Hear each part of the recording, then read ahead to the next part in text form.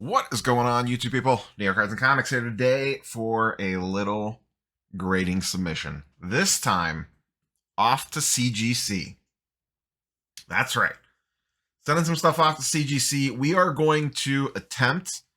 I don't know if this is going to work or not. So if you're going to tail this play, buyer beware, I guess. This worked well for me the last time around. This time around, we will see. That's what we're going to experiment on and see if we have the same results. So, what am I doing? Fresh off the mail truck, my tops now, Otani, Ellie De La Cruz, with him kind of poking him to see if he's real.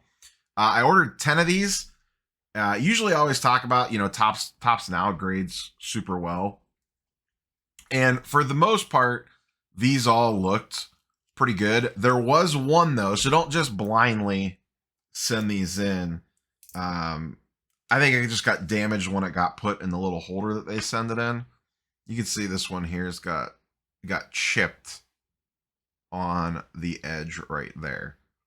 It doesn't look as bad on camera, but yeah, you can see right there it's raised up a little bit as well, in addition to the lightning. So at a quick glance, now that when it's there, it stands out a mile away.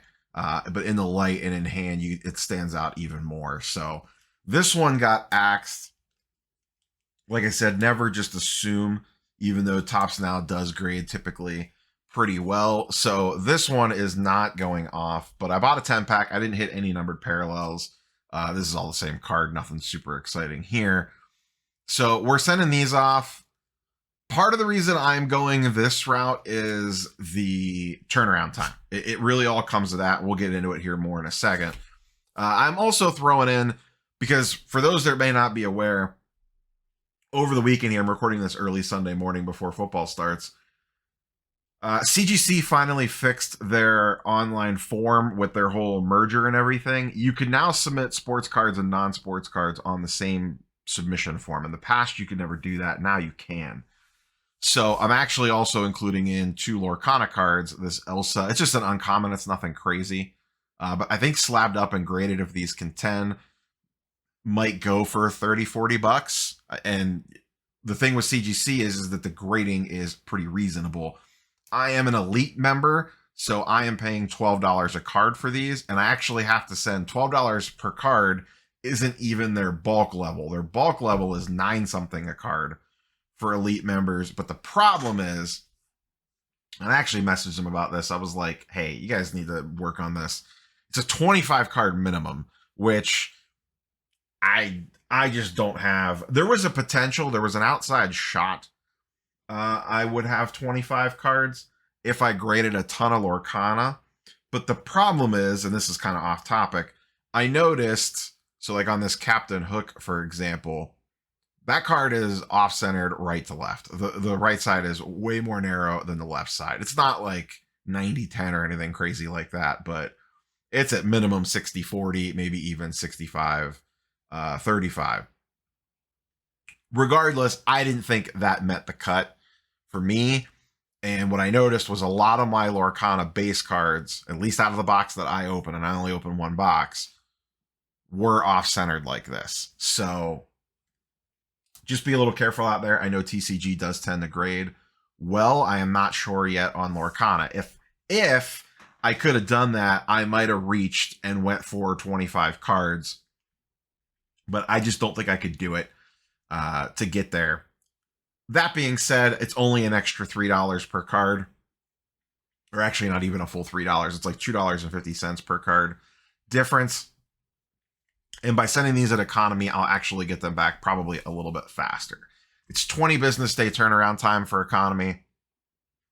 I haven't sent anything to CGC in a while, so I am not sure how accurate that is, or if they're way faster than that. I know a couple months ago, I did some submissions through ComC at the economy level, and they came back lightning fast. I mean, super, super quick. And that's the whole angle here. Yes, I could submit these to PSA at the $19 per card mark and get them back. The problem is By the time I get them back, it'll be at least 2 months, probably, realistically. Especially, they're super backed up on checking things in right now. It could even be 3 months. They're 2 to 3 weeks to check an order in, and then, 40 to 60 days to process the order. So I would get these back around Thanksgiving, maybe, if I'm lucky.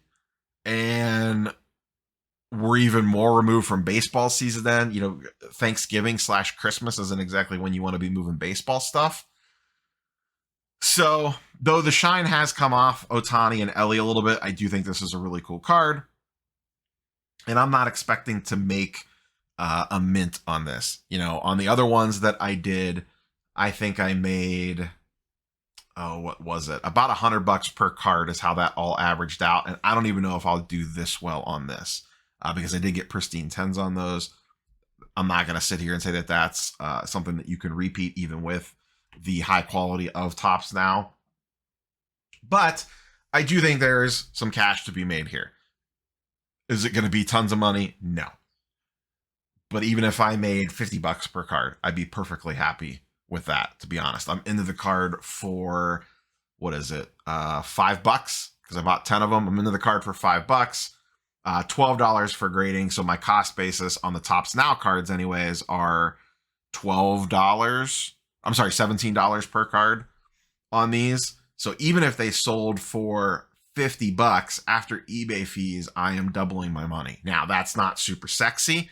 It's not, Roth Cards and Kenny Fornos buying a $15,000 card and selling it for $20,000.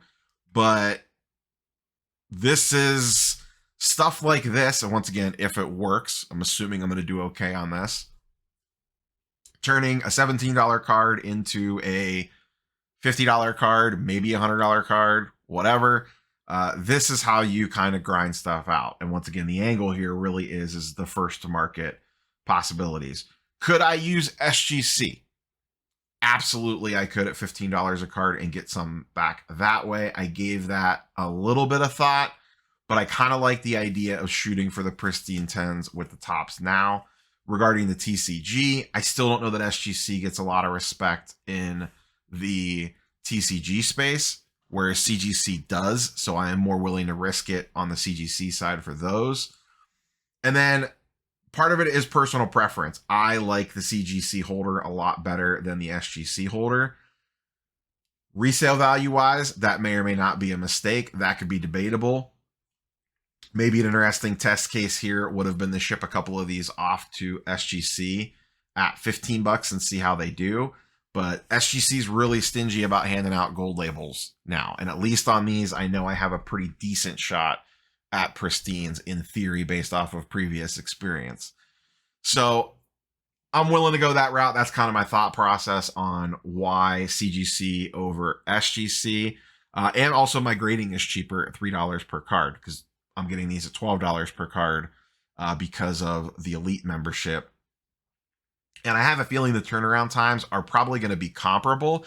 In fact, I might even get them back faster with CGC, just given the fact that with that new SGC pricing announcement, they could be getting a bunch of cards through the door. I would not put that past that as a possibility as well. Not that they're going to get like super backlogged, but they would probably come back pretty close together. So that's my thought process on what I'm doing here. It's let's try to be first to market. Let's see if we get lucky and can nail a couple pristine 10s. We've had good experience with that in the past. And quite frankly, I had good experiences moving the CGC Topps Now cards previously. So that's why I decided to go this route. We'll see how it turns out. We'll document the whole thing. We'll probably do a follow-up video, or we'll do a reveal video once we get it back, obviously. And then once I sell the stuff from this, we'll do the financial breakdown video like I did the last time through and see how this one goes. First time, very successful.